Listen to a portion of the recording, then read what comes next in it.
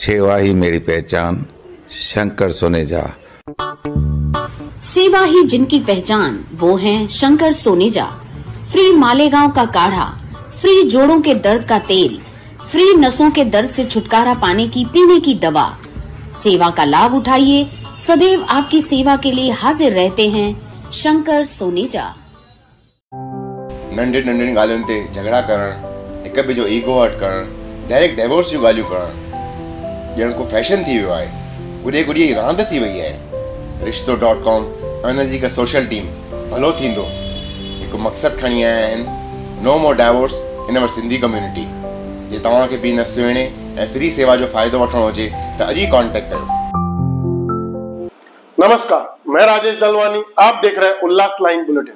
महाराष्ट्र में जल्द महापालिकाओं के चुनाव होने हैं, जिसे लेकर अब राजनीतिक पार्टियों की तैयारियां शुरू हो चुकी हैं। जहां महाराष्ट्र प्रदेश कांग्रेस अध्यक्ष हर्षवर्धन सपकाले के आदेश पर संगठन को बांधने के लिए निरीक्षक नियुक्त किए गए हैं। और उल्लासनगर की बात करें तो उल्लासनगर के लिए महाराष्ट्र कांग्रेस सचिव व वक्ता गोपालदास तिवारी जी की नियुक्ति की गई है। जहां गोपालदास तिवारी जी ने 11 अप्रैल को उल्लासनगर का दौरा करते हुए कैंप 2 नेहरू चौक स्थित कांग्रेस कार्यालय में शहर अध्यक्ष रोहित साल्वे के नेतृत्व में बैठक का आयोजन किया गया था। वहीं गोपालदास तिवारी जी ने पत्रकारों से बातचीत करते हुए केंद्र व राज्य में बीजेपी की सरकार के विरोध में अनेक मुद्दे उपस्थित किए, जिनमें मुख्य तौर पर बेरोजगारी, महंगाई और धार्मिक द्वेष पैदा करने के आरोप किए हैं। लोकसभा आणि विधानसभा या निवडणुकीनंतर येणाऱ्या महापालिका निवडणुका येऊ घातल्यात राज्यात, परंतु सत्तेवरचं जे महायुती सरकार आहे हे या निवडणुकांसाठी कुठेही सकारात्मक इच्छा दाखवत नाही, हे स्पष्ट झालेलं आहे।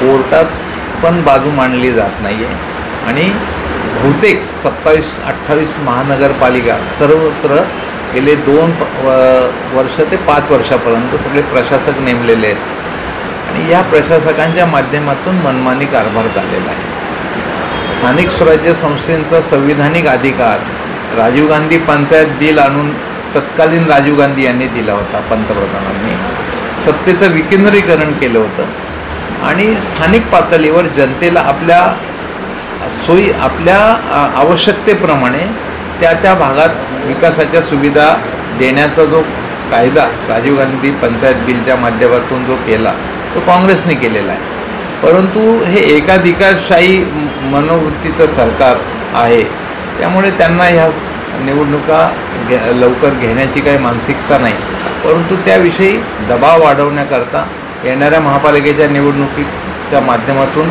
चांगले कार्यकर्ते आपल्याला तयार करून त्या ठिकाणी त्या भागात ते जनजागृतीचं काम करतील, लोकांना आपल्या अधिकाराची जाणीव करून देण्याचं काम करतील आणि याविषयी विविध जिल्ह्यात निरीक्षक जसं जात आहेत तसं मी पुण्याहून या ठिकाणी आलो आहे आणि या भागात देखील रोहितजी साळवे आणि काही पदाधिकारी आहेत, त्यांच्या नेतृत्वाखाली या कल्याण, डोंबिवली आणि उल्हासनगर परिसरात काँग्रेस पक्ष हा प्रमुख विरोधी पक्षाच्या भूमिकेत आहे, हे पाहून मला आनंद होतो आणि यामध्ये सक्षम कार्यकर्ते आहेत। कार्यकर्त्यांना आपापल्या भागातनं, वॉर्डमधनं कसं प्रतिनिधित्व मिळेल आणि त्या ठिकाणी काँग्रेसचं बहुमत महापालिकेत कसं येईल, पुन्हा सत्तास्थानी काँग्रेस कसं येईल आणि काँग्रेसची बांधिलकी हे सत्तेशी, जनतेशी बांधिलकी। काँग्रेसने सत्तेचं राजकारण नाही केलं तर सेवेचं राजकारण सदैव केलेलं आहे।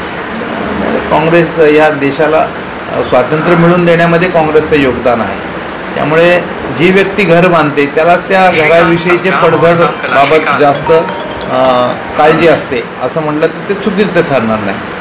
त्यामुळे या देशाची काळजी आहे, संविधानाची काळजी आहे, लोकशाहीची काळजी आहे, त्यामुळे काँग्रेस आपली भूमिका त्याप्रमाणे पार पाडते आणि आत्तापर्यंत 10 वेळा म्हणजे काँग्रेसला निवडून दिले, परंतु 2 वेळा निवडून आलेले आपले हात गगनाला पोचल्याच्या थाटात आहेत। म्हणजे 10 वेळा विजय झालेल्या पैलवानाला 2 वेळा विजय झालेला पैलवान हा फडतू म्हणजे काय समजतो काय समजत नाही, पण आम्ही शेवटी आपलं मोटिव्ह आणि उद्देश जर क्लिअर असेल लोकांप्रती ते स्पष्ट असेल, आपली नैतिकता आणि आपली तत्वप्रणाली जर असेल तर या देशाची जनता सक्षम आहे निर्णय करायला. कारण ज्यांना या देशातील जनतेला त्यांनी त्यावेळेला हिंदू मुस्लिम न करता 2 कोटी रोजगाराची स्वप्न दाखवली, अच्छेदींची स्वप्न दाखवली, बाहेरचा काळा पैसा येऊन प्रत्येकाला 15-15 लाख देऊ ही भाषा केली आणि बस हुई महंगाई की मार असे म्हटले. ह्यातलं एकही आश्वासनावर आज सत्ताधारी बोलायच नाही आहेत किंवा त्यांची बोलण्याची त्या ठिकाणी तयारी नाही. त्यामुळे त्यांना हे असे वेगवेगळे फंडे सुचतात. ज्यांनी मायनॉरिटीचं बजेट कधी खर्च केलं नाही गेल्या 10 वर्षात, ज्यांनी मुस्लिमांच्या बद्दल मौलाना आझाद अब्दुल कलाम स्कॉलरशिपची असो, अजून अनेक ते 3 ते 4 योजना ज्या होत्या त्या बंद केल्या, त्यांचं बजेट खर्च केलं नाही. आणि आता गरीब मुस्लिमांचा एकदम त्यांना काय कैवार आला आणि त्या पद्धतीने ते हे सगळं करायला येतात.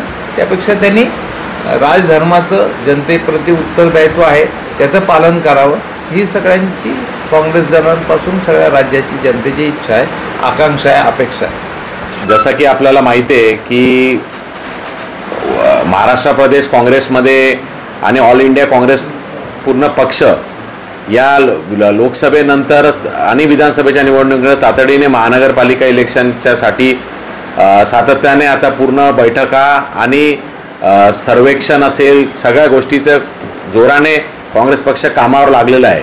त्याच अनुषंगाने आपल्याला माहिती आहे की एक 10-12 दिवसा पहिलेच महाराष्ट्र प्रदेशचे नवनियुक्त अध्यक्ष हर्षवर्धन सपकाळ साहेब उल्हासनगरला येऊन गेले. त्यांनी इकडच्या बैठका घेतल्या, पदाधिकाऱ्यांचा संवाद केला, त्यांना मार्गदर्शन केलं आणि त्याचाच पुढचा भाग म्हणून आता पूर्ण महाराष्ट्रात सगळीकडे निरीक्षक आपण झाले आहेत महाराष्ट्र प्रदेशमधनं. तर त्या निरीक्षक म्हणून आज आमच्याकडे आमचे महाराष्ट्र प्रदेशचे स्पोक्सपर्सन आहेत आणि जनरल सेक्रेटरी आहेत गोपाल तिवारीजी.